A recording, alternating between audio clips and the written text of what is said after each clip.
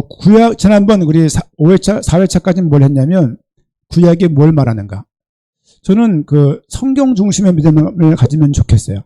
성경이 중심이 안 되면, 결과적으로 목회자들이 성경을 다 증언할 수 있냐? 없어요. 저는 그래서 고민이에요. 이거를 한번 우리 자체 사경회를 해야 되나? 왜냐면, 서로가 이렇게 차이가 이렇게 있잖아요. 어떤 사람은 신앙의 연주가 이렇고, 어떤 사람은 저렇고, 또 이제, 저랑 알던 사이지만, 알던 사이지, 그 20년간 서로 각자 살아왔잖아요. 그렇기 때문에 좀 결이 다를 수가 있다. 결이 다르고, 좀 여러 가지, 성경에 대한 관점의 차이가 많이 나기 때문에 이 부분들을 서로 어떤 주파수를 맞추는 과정이 필요하지 않나. 이런 생각을 좀 하고 있습니다. 저는 신앙생활은 몽롱한 상태에서 희미한 상태에서 어떤 환상을 보는 게 신앙생활이라고 생각하지 않습니다. 신앙생활은 존 스타트가 했던 말처럼 우리에게 주신 지식과 지성을 총동원해서 합리성에 기인해서 믿음이 발현된다라고 저는 믿고 있습니다. 온전한 그리스도인이라는 책이 있어요. 온전한 그리스도라는 책이 있고 온전한 그리스도인이라는 책인데 그 책에서 말하고 있습니다. 존 스타트는 뭐 개혁주의 쪽에서는 굉장히 유명한 신학자이면서 우리 많은 목회자가 지향하고 있는 모델 같은 사람입니다. 어쨌든 우리가 가지고 있는 합리성을 총동원해서 합리성을 넘는 하나님의 그 은혜와 초자연적인 그 부분들을 우리에게 주신 그 지성을 가지고 알아가는 그 만족감, 충족감, 가득함이 있어요. 그것을 알아가면 좋겠다 생각 들고 구약 성경은 그렇고요. 우리 원래는 결과적으로는 예수가 그리스도라는 것을 전하고 싶지만 우리가 익히 많이 들었던 터라 않는 것 같다는 느낌이 들잖아요. 그래서 우리가 오늘은 한 2주간, 3주간 정도 뭘 할 거냐면요. 구원의 서정. 저기 행신동 가다 보면은 서정마을 있죠? 그거와 관련이 없는 거예요. 관련이 전혀 없는 거고. 구원의 서정이 뭐냐면, 구원의 단계? 구원의 과정이라고 보시면 될 것 같습니다. 예를 들면, 구원의 단계를 한번 적어 볼게요. 우리 좀 교파마다 차이가 있지만, 제가, 기본적인 장로의 신앙을 가지고 있기 때문에 그 근거에서 예지는, 대현이가 옛날에 사귀었던 여자친구 이름이 아니에요. 예지였고요. 예지였나? 맞았어. 아니, 이삿짐 정리하다 보니까 예지가 준 선물이 많은 거야, 보니까. 이거 진짜 안 버렸다고? 제가 그래서 깜짝 놀랐는데, 버리세요. 집에 많습니다. 네? 그래서 뭐, 너밖에 없다는 동 써있던데 보니까, 예지, 그 다음에 예정이 있어요. 예지 뭡니까? 예고할 때 예자예요. 그러니까 미리 알지자, 미리 알았다. 누가? 하나님이 우리를 먼저 알았어요. 그리고 예정, 미리 정하신 거예요. 예정돼 있어. 11월 말에 순례 갈 거야. 예정돼 있어. 그 예정입니다. 그리고 소명이 뭐냐면 부르심이에요. 콜링, 부르시는 거죠. 이렇게. 그리고 중생은 불교 용어가 아니에요. 중생은 뭐냐면 거듭났다, 다시 태어났다는 그런 의미입니다. 그리고 회계와 회계는 달라요. 돈 세는 건 회계, 금융, 회계 용어. 회계는 돌이킨다는 의미죠. 이렇게 회계. 그리고 비로소 우리에게 믿음이 생깁니다. 믿음. 그리고 칭의. 조금 여기서 차이가 있는데 칭의가 먼저냐 믿음이냐 그런 성경을 잘 보게 되면 아브라함의 믿음 때문에 어렵다고 여겼잖아요. 칭의, 어렵다고 여기는 거예요. 칭의. 그 다음에 뭐 중간에 양자라는 게 있는데 그걸 빼고 성화 아시죠? 우리는 모두가 다 성화봉송 의미하지 않아요? 그 성화가 아니에요. 그러니까 한국어는 기본으로 한자어예요. 뜻글자야. 그래서 한자를 모르면 내용을 잘 몰라. 그래서 그 성화, 거룩하게 변화되어져 간다. 그런 의미죠. 성화. 그리고 이게 신앙생활입니다. 견인은 뭐냐면 견인차 생각하세요. 끌려가는 거야. 누군가에서 끌려가는 거야. 좋은 말로 말하면 누군가에 의해서 이끌려지고 있는 것이죠. 그건 우리 견인이라고 말을 합니다. 그리고 영화는 영광이란 말도 할 수 있고요. 영화가 뭐냐면 우리가 죽을 때 성화의 끝이 뭐냐? 영화예요. 이것이 구원의 단계라고 말합니다. 그러니까 불교에서 말하는 뭐 그런 차원의 얘기만 말한 게 아니라 이게 쓰니까 순서가 그렇지 동시동작이에요. 동시에 이루어지는 것들이에요. 동시에. 하지만 동시에 이루어지는 과정들을 우리가 인식할 수 있도록 합리성을 총동원해서 정리해 보니까 보통 보수주의 개혁 측에서는 이렇게 정리를 하고 있습니다. 이렇게. 이해가시죠? 구원받았다는 얘기는요,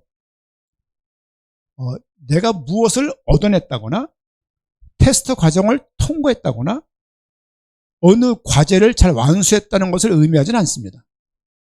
구원은, 기독교에서 말하는 구원은, 성경에서 말하는 구원은 전적으로 그 구원은 하나님의 은혜예요. 이게 무슨 말인지를 알아가는 게 신앙과정입니다.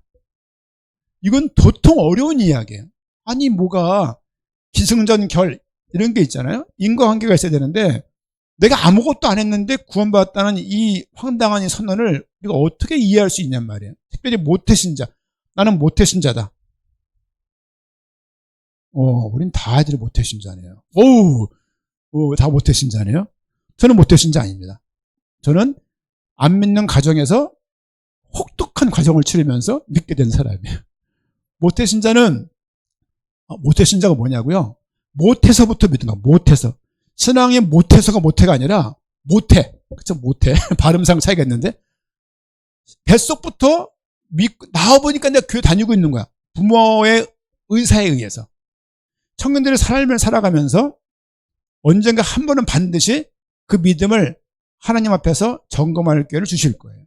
그것이 연단일 수 있고 고난일 수 있고 아니면 배신일 수도 있고 아니면 뭐라고 말하죠? 이렇게 연애하다가 딱 이렇게 차이는 거를 이별 까였다랄지 까인다랄지 그런 경우 어려움을 당했을 때 느껴지는 생각되는 걸 수도 있지만 믿음은 어느 한 시점을 말하는 게 아니에요. 믿음에서 믿음에 이르는 거예요. 믿음은 되게 총체적인 이름이에요. 4월달 믿음이 좋았어. 그걸 보고 믿음이 있다는 말을 안 해요. 1월달부터 12월까지 다시 1월달부터 12월까지 꾸준한 주님에 대해서 반응하는 모습, 예배하는 모습을 전체를 말할 때 믿음이 있다라고 말을 하는 거예요. 이해가시죠? 이런 것들이 구원의 단계, 구원의 과정이 구원의 서정이다라고 말할 수 있습니다. 우리 한번 성경 봅니다. 요한복음 로마서 8장 30절. 로마서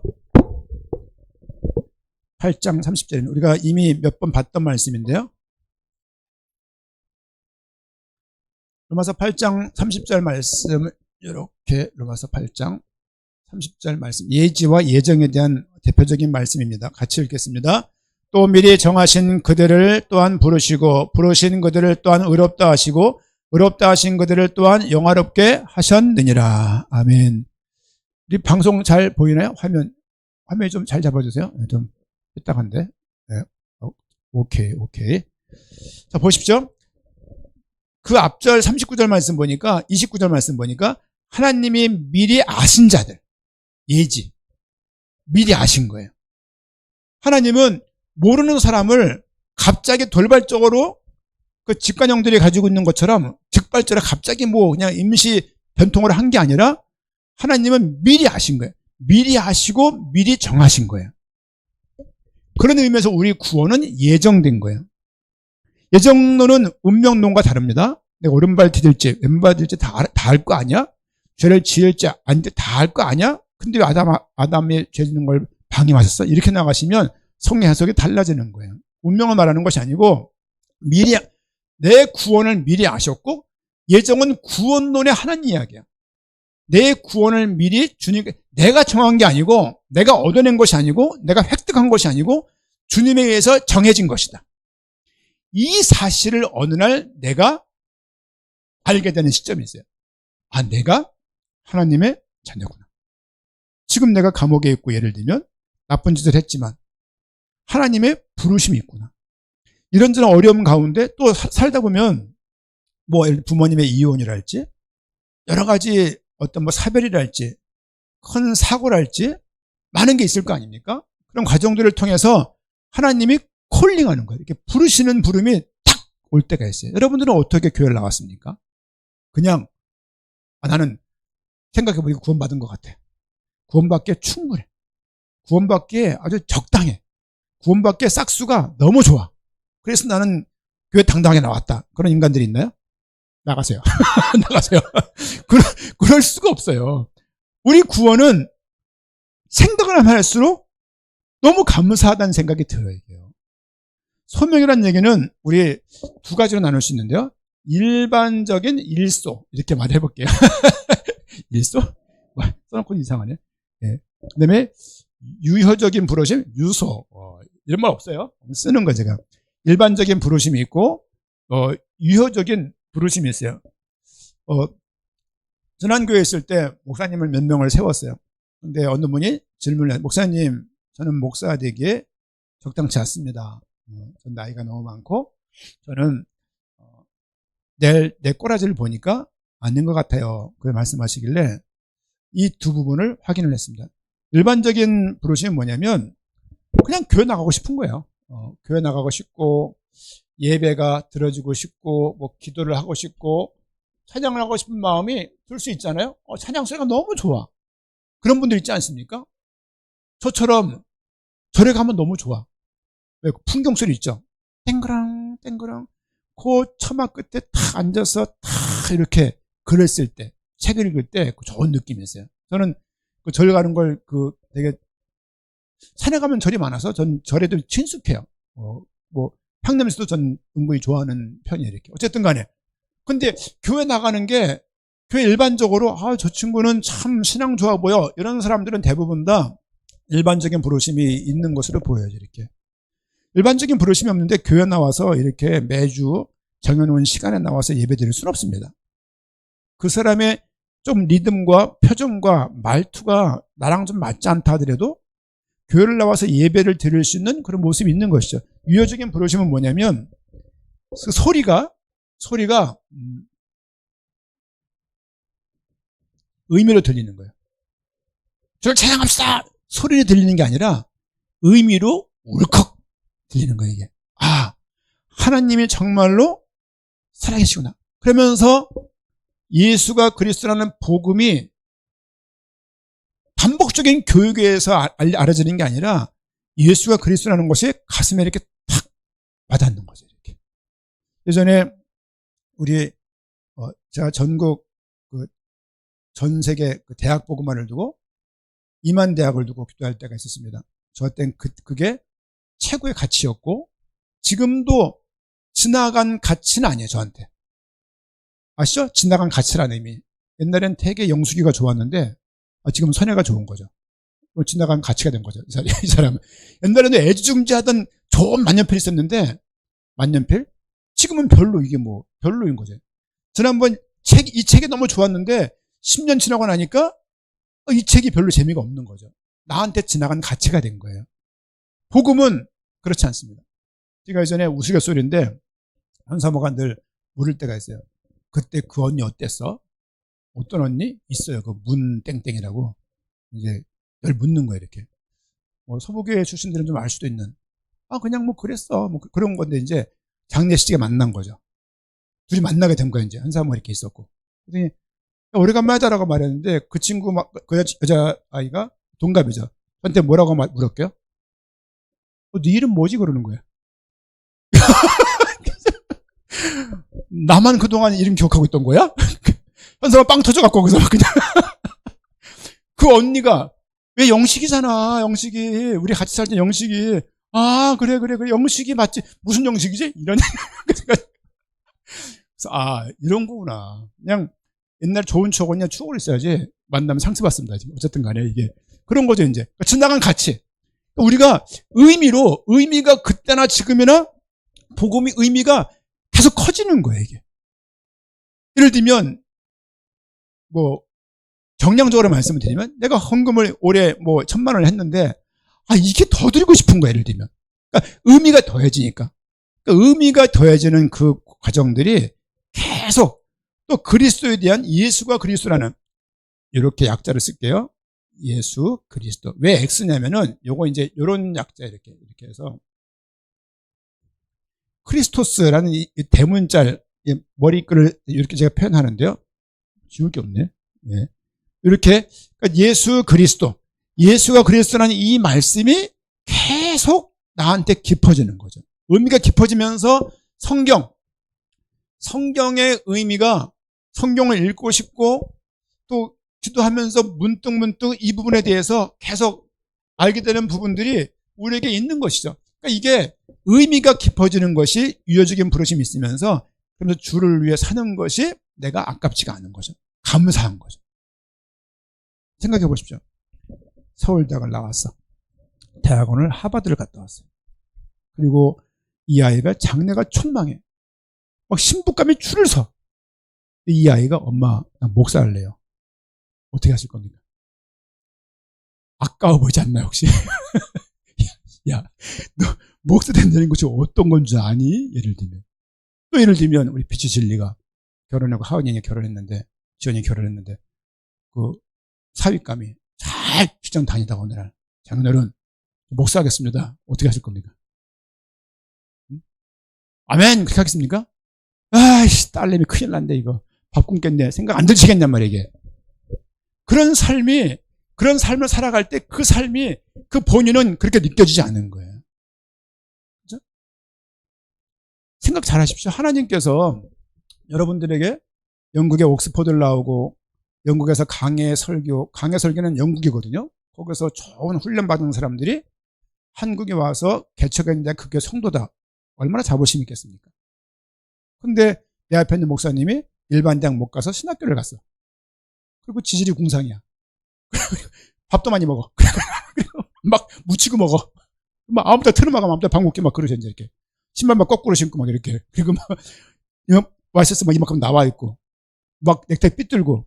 그러면 앞에 계시면 여러분들은 그 목회자에 대해 교회에 대해 자부심이 있겠냔 말이에요. 하나님께서 어떤 면에서는 여러분 앞에 여러분이 외형적으로 봤을 때 항복할 수 없는 그런 최하의 사람을 갖다 놓을 수도 있습니다.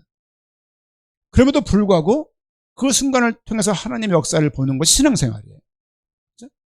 목사님들이 한때 스펙 키우기에 아주 문화적으로 이게 그럴 때가 있어요. 목사님들이 스펙을 막 키워야 돼. 왜냐하면 강남 쪽에서 교회를 하려면 다 석박사니까 최소한 기본적으로 박사긴 갖고 있어야 되는 거예요. 기본적으로. 그리고 달려왔던 길들이 아주 명품의 길을 달려와야 그런 교회를 다니면할 수 있다는 그런 어떤 문화가 지금도 있거든 사실상은요. 그런 부분에서 말씀을 드리면 더 구원이 더 좋은 구원입니까? 하나님은 그렇게 안 하세요. 하나님의 능력을 보이시기 위해서는 출애굽한 백성들을 곧장 방황도 안 하고 갈등도 안 하고 다 양탄재 태워서 200만을 그냥 발등에 모래 하나 안 묻게 붕 띄워서 가나안을 가게 할 수 없냔 말이에요. 가게 할 수 있지만 하나님은 그렇게 하지 않으신다는 것에 대해서 우리가 동의가 되는 거예요. 이런 성경의 내용들이 의미가 자꾸 이해가 되는 거예요. 그리고 이 복음을 전하고 싶어. 이 복음을 여러분 목사로 산다는 것이 감사하지만 쉽지 않아요. 직장은 쉽습니까? 직장은 우리 집사님 세무감사 나온다는데 쉽냐고 직장 경험해 봤거든요. 직장 만만치 않아요. 만만치 않고 그 스트레스랄지 그 관리 입장에서 앞에 좀 이렇게 앞자리에 서게 되면 해결할 일들이 얼마나 많습니까? 그럼에도 불구하고 사업을 하는 이유는 사업에 대한 소신도 있고 규전도 있기 때문인 거죠.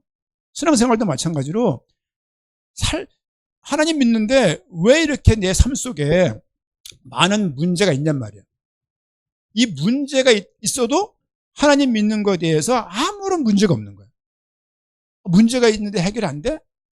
문제가 있는데 우리 애가 이 모양이야? 하나님 믿는데 우리 가정이 이 모양이야? 하나님 믿는데 남편이 이 모양이야? 하나님 믿는데 우리 집안이 이렇게 어려울 수가 있어? 라고 생각하는 것이 아니라 하나님의 계획이 뭐지라고 자꾸 의미를 물으면서 삶이 살아가게 되어져요. 그게 유효적인 부르심이 있는 사람들의 내적인 상태입니다. 그렇죠? 그러니까 문제가 오자마자 막 문제를 해결하려고 막 지워버리려고 애쓰는 그런 형태의 신앙은 좋지 않습니다. 하나님이 허락하신 이유가 있다고요. 그 이유를 묻는 사람은 유효적 부르심, 소명, 유효적인 소명, 이런 사람들이 모든 성도들은 이렇게 성장하게 돼 있어요. 그렇죠? 우리 성경 몇 구절을 한번 좀 보도록 하겠습니다. 우리 사도행전 2장입니다. 앞에 화면은 못 띄웠는데요. 사도행전 2장 37절.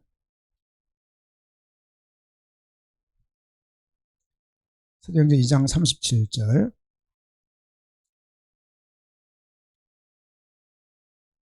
복음을 들은 다음에 사람들의 어떤 모습입니다. 2장 37절 같이 읽겠습니다. 그들이 이 말을 듣고 마음에 찔려 베드로와 다른 사도들에게 물어 이르되 형제들아 우리가 어찌할꼬 하거늘. 어떤 마음이 있냐면 말씀을 들으니까 찔리는 거예요. 예를 들면 심령이 가난한 자는 그랬는데 아이고 내가 심령이 좀 마음이 높아서 사람들이 많이 상처받는데 이거 어떻게 하지? 이런 좀 자각이 있는 거죠. 그리고 예를 들면 아니야 막 싸우다가 남편과 막 싸우다가도 내가 그리스도 안에 있는 사람인데 이렇게 부인한테 이러면 되나? 남편도 이렇게 하면 되나? 라고 생각이 툭 드는 거예요. 물론 그걸 사과를 못한다 하더라도 그런 마음이 들면서 자꾸 생활에 변화가 오는 거죠. 말씀을 들을 때 찔린다는 거는요, 여러분 전화가는 분들한테 여러분 예수님이 그리스도라고 말하면 찔려 이런 분 많지 않아요. 뭔 소리야? 이러고 지나가지 이제. 근데 복음을 들을 때, 설교를 들을 때 마음에 찔림이 있고 울림이 있고 자꾸 이렇게 삶이 삶 속에 하나님의 관념이 있다는 것이 계속 생각이 드는 것이죠. 그 부르심 있는 사람들의 전형적인 모습이고요. 로마서 8장 13절입니다. 로마서 8장 13절. 8장 13절 같이 읽겠습니다. 너희가 욕심대로 살면 반드시 죽을 것이로되 영으로서 몸의 행실을 죽이면 살리니. 앞에 구절 말씀 보니까 그러므로 형제들아 우리가 빚진 자로 돼 육신에게 져서 육신대로 살 것이 아니니라. 내가 육신대로 살면 안 되지. 예를 들면 앞에 너무 잘난 친구가 있는 거죠. 잘난 친구가 있고 이 친구를 내가 택하고 사귀면 인생에 정말 아무런 경제 어려움을 살 것 같아. 옆에 있는 이 쭈구리한 남자는 별로 이렇게 봐도 별 소망이 없어 보여. 참 사람이 괜찮고 마음에 들어. 그리고 믿음도 있어. 자매들 어떤 사람 고를 거예요? 이건 되게 고민되는 상황인 거죠. 그렇죠? 그런 순간에 믿음을 택할 수 있는, 물론 잘생기고 돈도 많고 믿음 좀 좋겠는데 그렇지 않은 경우 많으니까 여러분들 육신적인 어떤 욕망들을, 욕구들을 제어할 수 있는 믿음의 힘이 생기는 거죠. 이렇게. 여러분 참 막 엄청나게 게을러. 그러면 신앙이 있으면 어떤 생각이 들까요? 기본적으로 마음에 찔려요. 막 잠 진탕 자고서 그냥 아무것도 안 해. 무의도식해. 신앙 있는 사람이면 아무런 찔림이 없다. 그럴 수가 없죠. 저는요, 예수를 그리스도로 믿는 믿음이면 그 사람은 어떤 삶을 견지하게 되냐면 당연히 정직한 삶을 살게 됩니다. 기본적으로. 예수를 믿는데 아주 그냥 부정직하다. 그럴 수가 없어요. 또 기본적으로 성실하는 삶을 살 수밖에 없어요. 예수를 믿는데 성실하지 않고 정직하다는 삶을 바라보고 있다. 그럴 수가 없죠. 그리고 근면한 삶을 전 잠이 많은데 그걸 말하는 게 아니에요. 말하는 게 아니라 예수를 그리스도로 믿으면 전도하고 세계복음화 선교 당연히 해야 되지만 더 중요한 것은 기본적으로 이런 상태를 갖고 살게 돼 있다고요. 이런 거 없이 세계복음화 그러면요, 그 사람 무서운 사람 돼요. 나중에 무서운 사람 되고 어느 목표를 위해서 사람 한두 명쯤 희생하는 것은 아주 가볍게 여기는 목회자가 될 수도 있습니다. 저는 그거 참 경계해요. 제가 지난번에 9월 15일인가 8일인가 말씀을 드렸을 거예요. 목사로서 정도의 길을 가겠습니다라고 말씀을 드렸어요.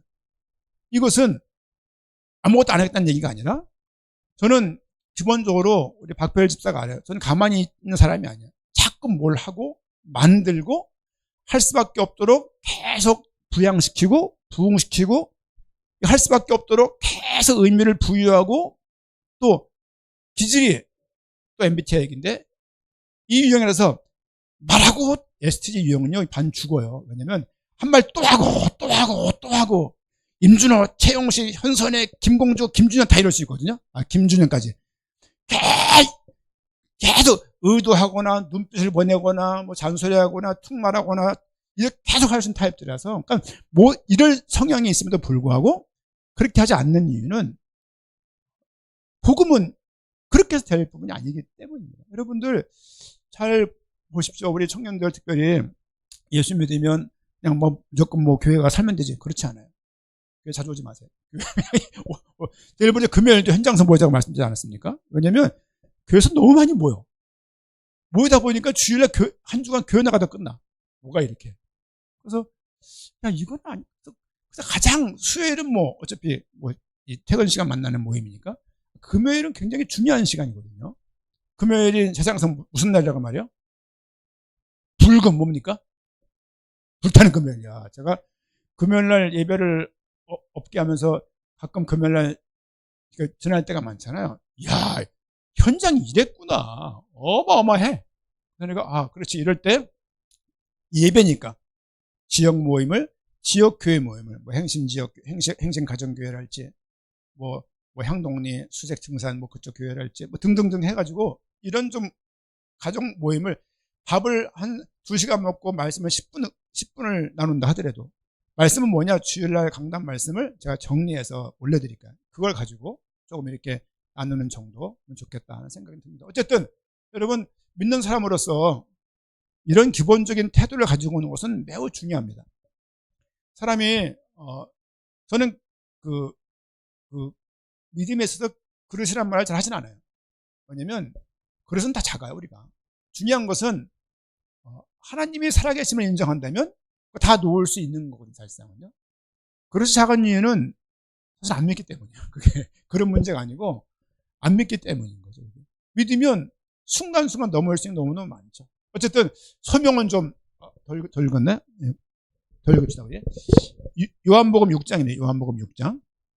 요한복음 6장 44절입니다. 44절.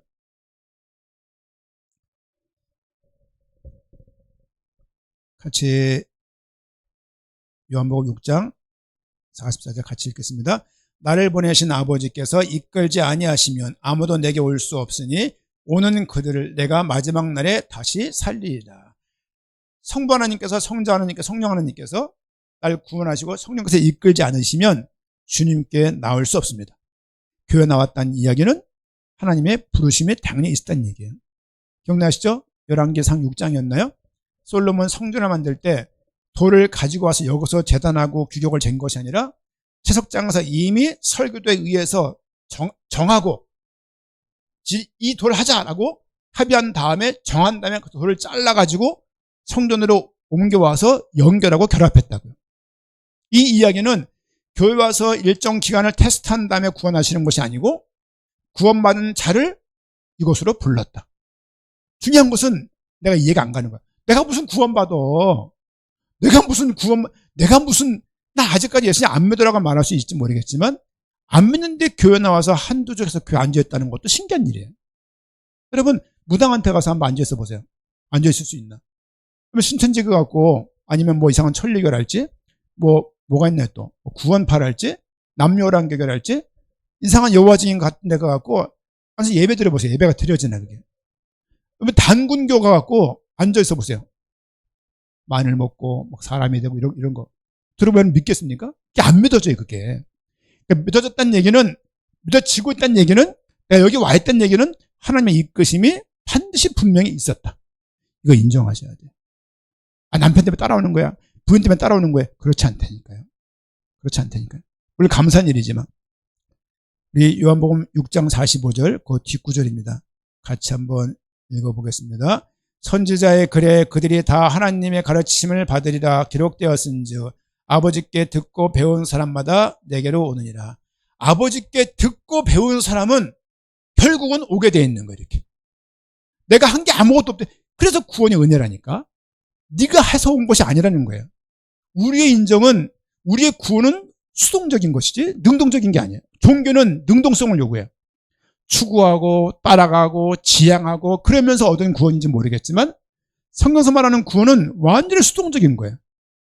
네가 한 것 같지만 하나님의 인도하심이 있었고, 네가 나온 것 같지만 성령의 도우심이 있었으며, 네가 안 것 같지만 많은 사람이 지나가면서 하나님의 알게 하신 과정이 있었고, 다 이런 얘기들이 이제. 그래서 여러분 운동할 때 가장 중요한 게 뭐예요? 기본 배울 때 힘 빼, 힘 빼. 아세요? 탁구할지 배드민턴 할 때 힘 빼라고 항상 말하거든요. 신앙도 마찬가지야. 내가 뭘 자꾸 해가지고 얻는 것 같지만 그렇지 않다는 거죠. 하나님의 인도하심과 도우심이 있었다라고 믿어야 되고 그렇게 믿겨지는 거예요. 나중엔 그것이 부인 못할 사실이 되고 그 이야기를 또 남들에게 하고 있는 여러분 자신을 보게 될 것입니다. 로마서 10장입니다. 로마서 10장 17절 말씀. 10장 17절.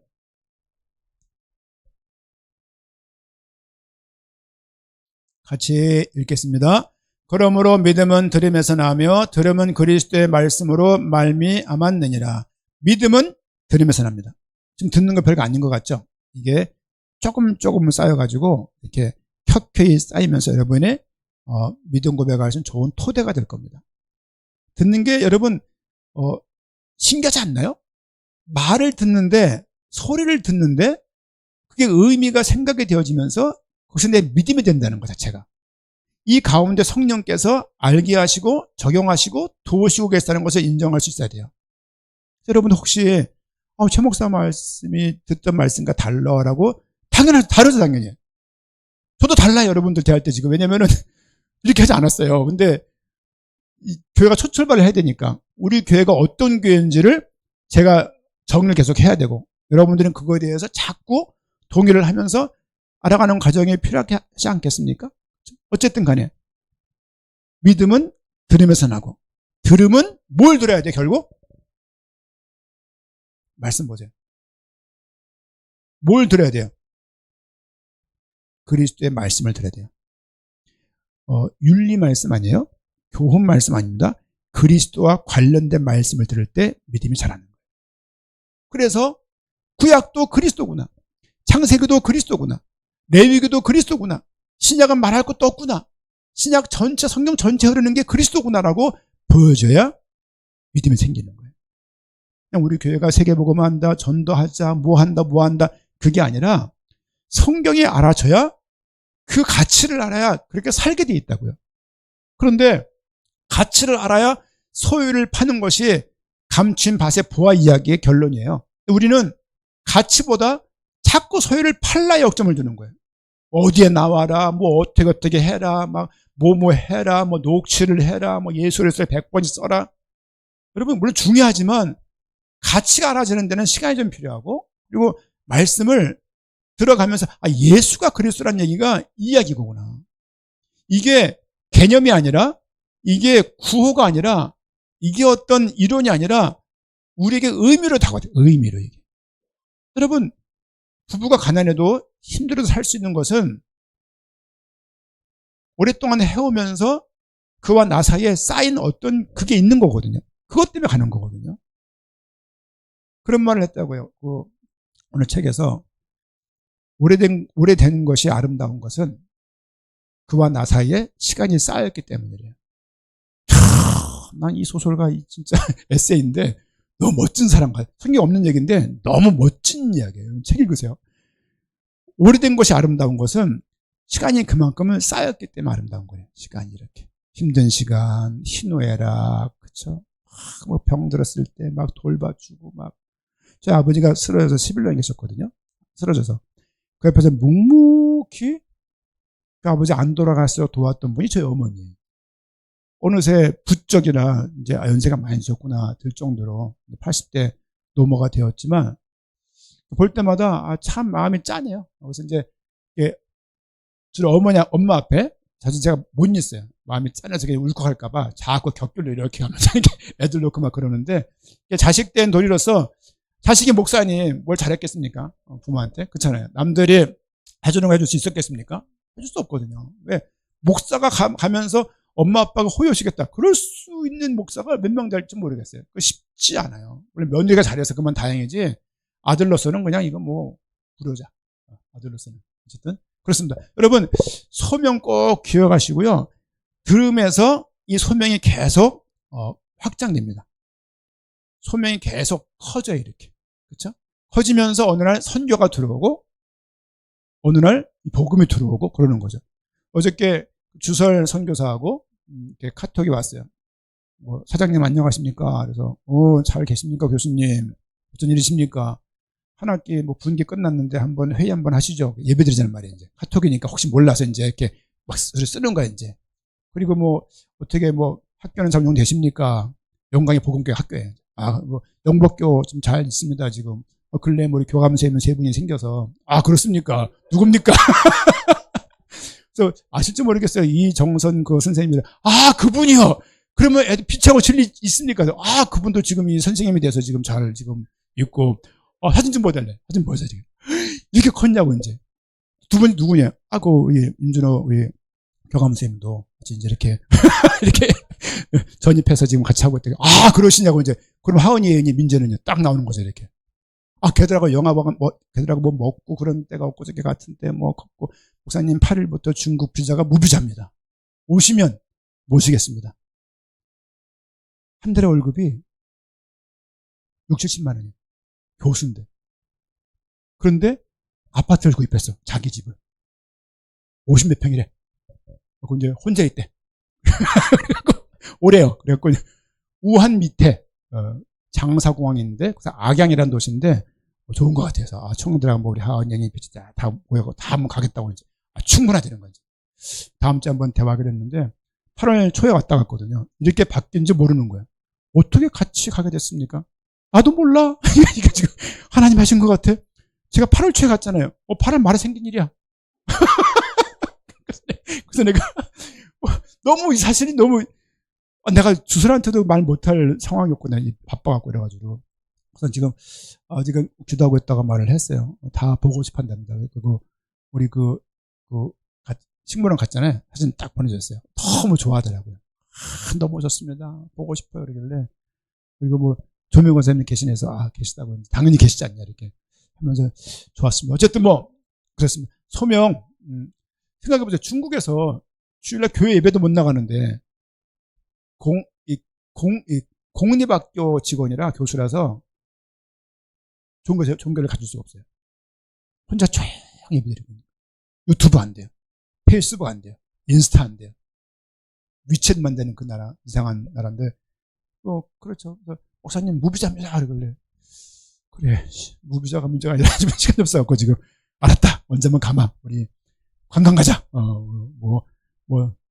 예를 들면 죄송합니다. 캠프고 나발이고 그냥 가자. 그랬는데 좋아하더라고. 이제 애들 만나면 좋겠다 그래서 그렇습니다. 자 우리 중생까지 할 건데 중생은 뭐냐면요. 중생들아 그 말하는 거 아니에요? born again 다시 태어나는 거예요. 다시 엄마 안으로 들어갈 수 있나요? 들어갈 수 없습니다. 영적으로 다시 태어나는 겁니다. 그렇죠? 우리 에베소서 2장 1절 말씀 봅니다. 에베소서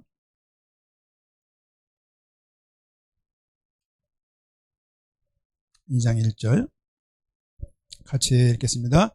그는 허물과 죄로 죽었던 너희를 살리셨도다. 이게 중생이에요. 우리는 죽었던 존재가 아니라 아담과 하와 때문에 물려받은 죄가 원죄예요. 오리지널 신 그렇습니다. 원래 인간이 가지고 있는 죄예요. 어린아이가 태어나는데 아이가 죽었어. 어디 갑니까?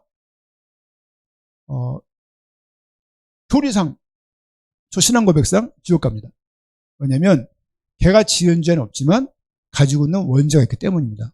이게 참 화나는 일이지만 구원과 생명은 하나님께 있습니다. 우리가 이의 문제가 아니에요. 우리 구원은. 중요한 것은 원죄라는 것은 아담과 하와를 통해서 인간에게 물려줬고 여러분 한국이 일본과 축구에서 이겼어요. 누가 이긴 거예요? 한국이 이겼다 이렇게 말을 해요? 정서적인 말로.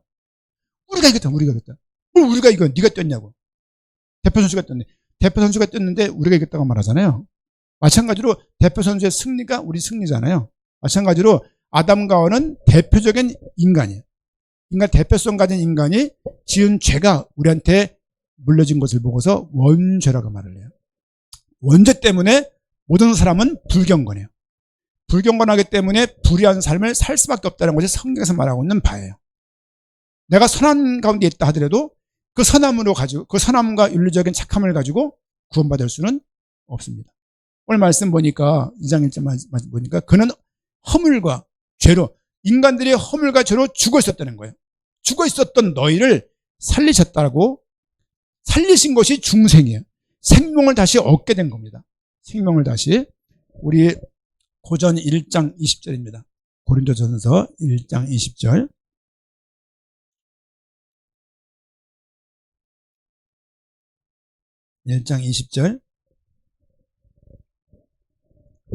고린도전서 1장 20절 21절 같이 읽겠습니다.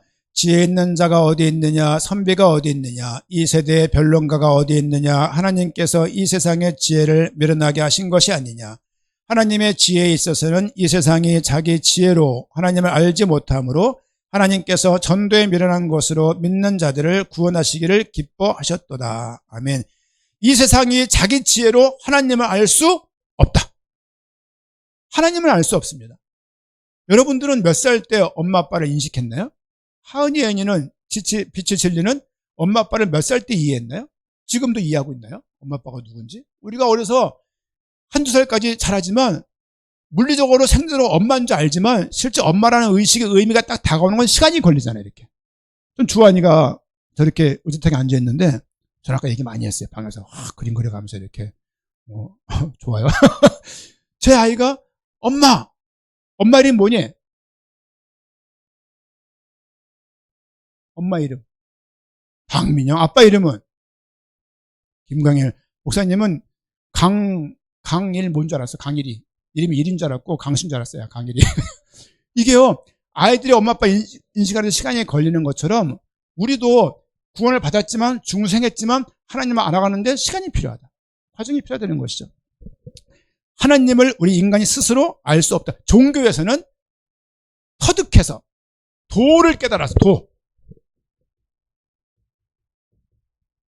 도를 깨달아서 어디에 다다른다고 말을 해요. 임계치가 다다르면 어디에 다다른다 그래요. 하지만 성경에서는 이렇게 말하고 있지 않고 우리 인간 스스로는 하나님을 알 수 없다는 것이 기본 선언이에요. 인간이 스스로 하나님을 알 수 있으면 구원은 인간 자신에게 있는 거예요. 그러면 예수 그리스도의 부활, 죽음, 성육신 다 필요 없던 거예요. 필요 없는 짓을 하나님이 하신 거예요. 이 자체가 작은 것 같지만 큰 거예요. 그러니까 우리 구원은 하나님이 하신 거라는 이 절대적인 이 부분에선 흔들리지 마셔야 될 겁니다. 종교는 doing을 의미하고 행함을 의미하고 복음은 being, 됨됨이 존재를 말하고 있는 거예요. 무엇을 함으로 얻게 되는 것이 구원이 아니다. 하나님을 알 수 없다. 왜 알 수 없습니까? 사람들이 원래 이게 무슨 자예요? 죽을 사 죽어 있었기 때문에, 사망 가운데 있었기 때문에 사람은 하나님을 알 수 없다. 이건 칼빈이 뭐라고 말하고 있습니까? 전적 타락, 전적 부패라고 말하고 있어요. 전적 부패이기 때문에 하나님을 알 수 있는 여지가 도무지 없는 거예요. 인식할 수 있는, 알아갈 수 있는, 알 수 있는 가능성이 없는 거예요. 왜? 죽어 있으니까. 여러분, 지금 홈마트에서 사온 고등어가 갑자기 떠들어간다고 생각해보시면 말하면서 이렇게 죽었기 때문에 그럴 수 없다라고요. 그래서 어떻게 잠언에서 말하고 있냐면, 전도서인가요? 죽은 사자보다 살아있는 개가 낫다는 말을 해요. 그런 표현이 나올 정도거든요. 인간 스스로 하나님을 알 수 없다. 전적인 하나님의 은혜로 알게 된 것이라는 것을 성경에서 말하고 있습니다. 또 한 구절 읽겠습니다. 요한복음 1장 12절. 잘하는 구절입니다.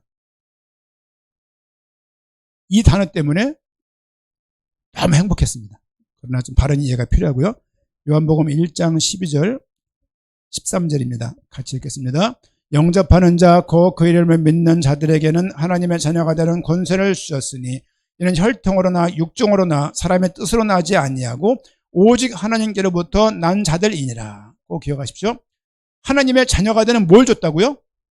권세를 주신 거예요. 권세. 그리고 혈통으로나 육정으로나 사람의 뜻으로 날 수 없고 하나님의께로부터 난 거예요. 중생은 하나님에 의해서 우리가 거듭난 겁니다. 이렇게 저는 시각화를 되게 좋아하는데요. 그러니까 글 텍스트적인 내용들을 이미지를 그려서 이해하는 거에 저는 되게 좀 이렇게 관심이 많아요. 어쨌든 여기가 사망입니다. 사망이고 여기가 생명이에요. 사망 가운데 머물러 있던 인간들을 스스로 이렇게 넘어갈 수 없다. 넘어갈 수 있다고 말하는 것이 종교예요. 종교의 특성입니다. 사람이 어떤 능력으로, 어떤 철학으로, 경제로 어떤 것을 가지고도 스스로 자기 있는 그 운명적인 사망 가운데, 사탄 가운데, 이럴 때 한번 쓰는 겁니다. 사탄 아래에서, 죄 아래에서, 죄 아래에서 벗어날 수 없는 인간을 예수 그리스도께서 오늘 이곳에서 옮기셨다. 여기서 옛사람이 여기 있었는데 이렇게 옮겨진 것을 보고 다시 태어났다. 중생이라고 말하는 거예요. 이것이 구원이라고 말할 때 있는 사실 중에 몇 가지입니다. 로마서 5장 12절 한번 읽겠습니다.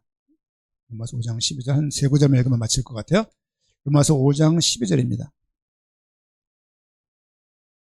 5장 12절 같이 한번 읽겠습니다. 그러므로 한 사람으로 말미암아 죄가 세상에 들어오고 죄로 말미암아 사망에 들어왔나니 이와 같이 모든 사람이 죄를 지었으므로 사망이 모든 사람에게 이르렀느니라. 한 사람으로 말미암아 죄가 세상에 들어왔대. 그 한 사람이 누구냐? 아담이에요. 여러분 로마서 쓴 사람은 누굽니까? 로마 누굽니까? 좋았어. 하지만 아닙니다. 맞았어? 바울이에요. 바울. 저도 로마인 줄 알았어요, 원래. 히브리서는 히브리가 썼고, 그런데 마테마가 누가 하는 사람 이름이지만, 사실은 뭐 갈라디아랄지, 에베소는 교회 이름이고, 로마는 로마 교회에 쓴 것이죠. 사도 바울이 쓴 거죠. 사도 바울이 이미 성경을 알고 있었어요. 창세기에 나와 있는 게 아담과 하와의 범죄예요. 그 범죄가 어떤 것인지를 사도 바울이 이 구절에서 말하고 있는 거예요.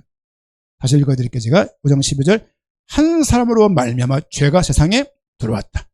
죄로 말미암아 사망이 들어왔다. 죄가 들어오자마자 사망이 들어온 거예요. 왜? 죄를 진 죄싹은 뭡니까? 사망이에요. 죄를 지으면 그 결과로 사망하게 되는 거야. 이 죄를 해결하려면 죄가 없어야 되는데 인간의 죄가 있기 때문에 해결할 수 없는 것이죠.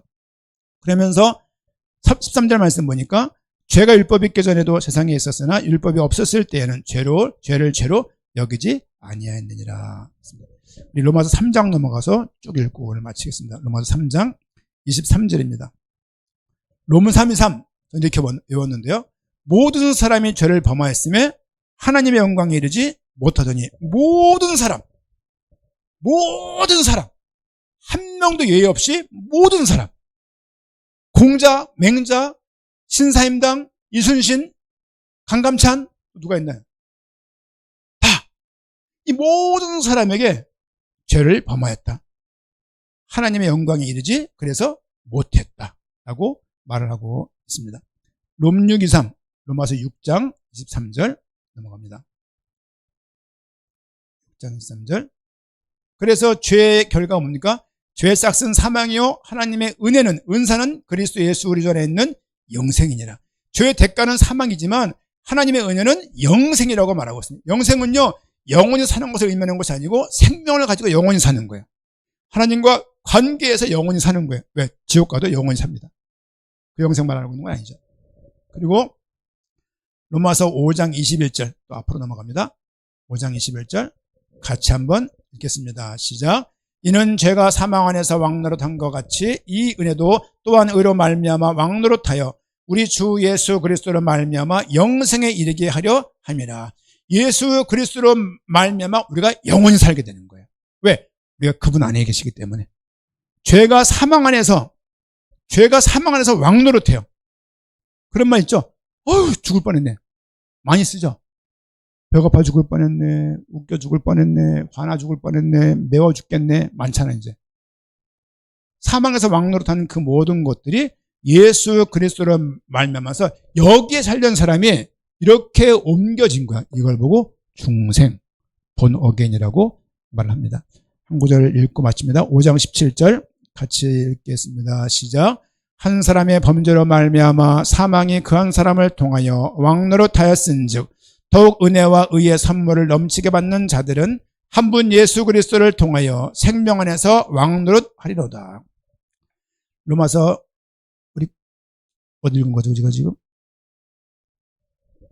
고린도 후서입니다. 자, 죄송합니다. 고린도 후서 5장 17절. 예. 아닌 구절을 신나게 읽었네요.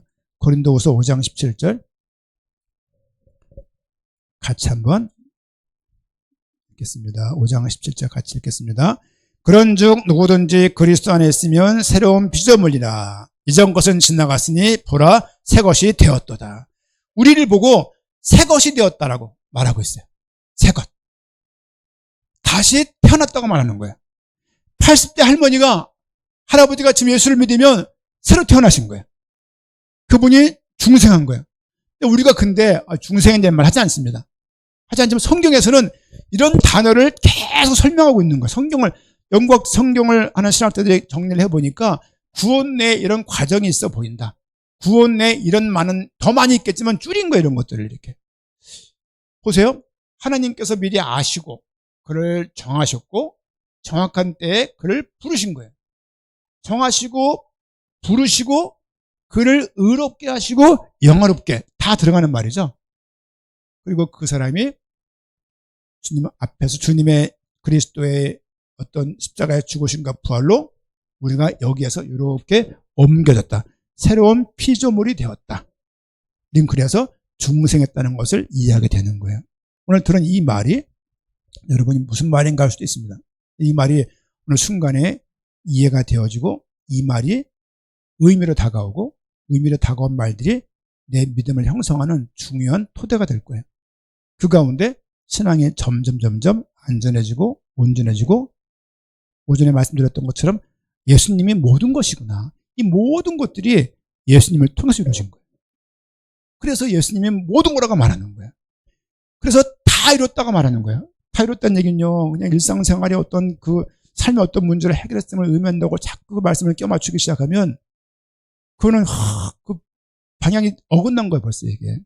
예수님 자체가 중요한 것이지 그분을 통한 어떤 혜택, 그분을 통해서 얻어지는 어떤 삶의 많은 그런 것들을 의도하고 혜택 얻는 것에 중점을 두면 신앙생활은 이미 엇나간 거예요. 물론 살면서 주시는 평안, 주시는 건강 다 주님께 주신 것이지만 신앙 자체가 뭘 자꾸 얻어내고 응답받고 문제 해결하는 쪽으로 나가게 되면 그건 신앙생활 자체가 되게 엇나가서 나중에는 그 기복적인 신앙으로 확 바뀌어버려요.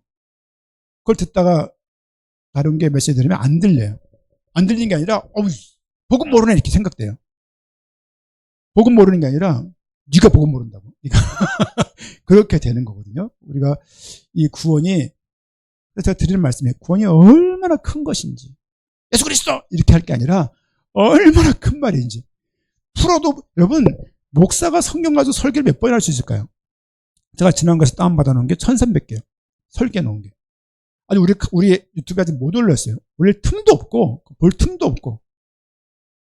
지금도 계속 해나가고 있으니까. 여러분, 아니, 무슨 그렇게 말할 테마가 많습니까? 뭐 이렇게 할 얘기가 많냔 말이에요. 성경 가지고 이렇게.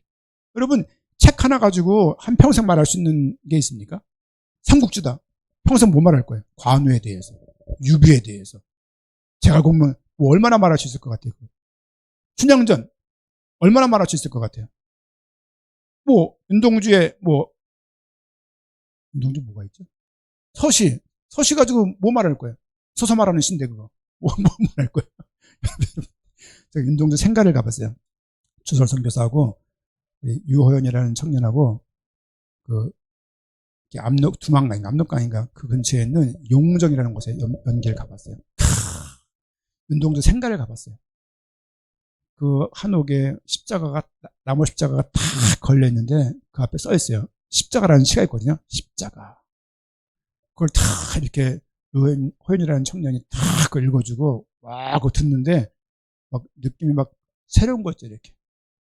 야, 그 당시에 이 복음을 알고 그 윤동주 시인이 쓴 그 시를 보니까 다른 거야. 이 사람이 복음을 알았구나 이게 보이는 거죠. 이제 이분은 문학 소설가니까 글로 표현한 거죠. 우리가 모든 분들이 다 각기 다른 계층이 이렇게 있잖아요. 다양한 그 현장 속에서 이 복음이 어떤 것인지를 무례하게 막 그냥 예수 그리스도 안 믿지 지옥 간다 이럴 게 아니라 그럴 게 아니라 기도하시면서 복음을 들을 기회가 있지 않겠습니까? 복음이 무리하게 증거 안 되면 좋겠어요. 이거 안 받으면 아주 적개심을 가지고 마귀 새끼 마냥 바라봐주면 그거 어떻게 다음에 어떻게 복음을 전할 거예요. 이제 좀 우리가 좀 젠틀하게 좀 퀄리티 있게 복음을 알아야 되고 복음이 얼마나 큰 것인지를 아셔야 돼요. 복음이 크다는 얘기가 좀 그렇게 행복해요. 늘 설명하고 다 부족한데 이 독서력이 부족해서 이게 딱 표현할 수가 없는 거야 이거를. 야, 이 청년들 진짜 독서 많이 하세요. 왜냐면은 하나님의 이 진리를 전달하는데 뭐랄까 독서를 할지 이렇게 다 이게 통합돼서 전달할 수 있는 거기 때문에 예수는 그리스도 이렇게 막 중요하지만 결국 그거지만 이 의미가 무엇인지 전달을 해야 될 거 아니에요. 의미가 전달을 돼야 대화가 되는 거예요. 막 말만 쨍쨍쨍 한다고 대화가 되는 게 아니니까. 우리 이 영복교 성도님들 가운데 구원의 서정 이 은혜가 이렇게 부탁을 드리고 오늘 중생까지 했습니다. 다음 주부터는 여기 몇 개 되는 대로 2, 3주 내에 과정을 좀 마치도록 하겠습니다. 질문 있으면 카톡이나 카톡 보내주시고 전화 주시면 답변을 해드리도록 하겠습니다.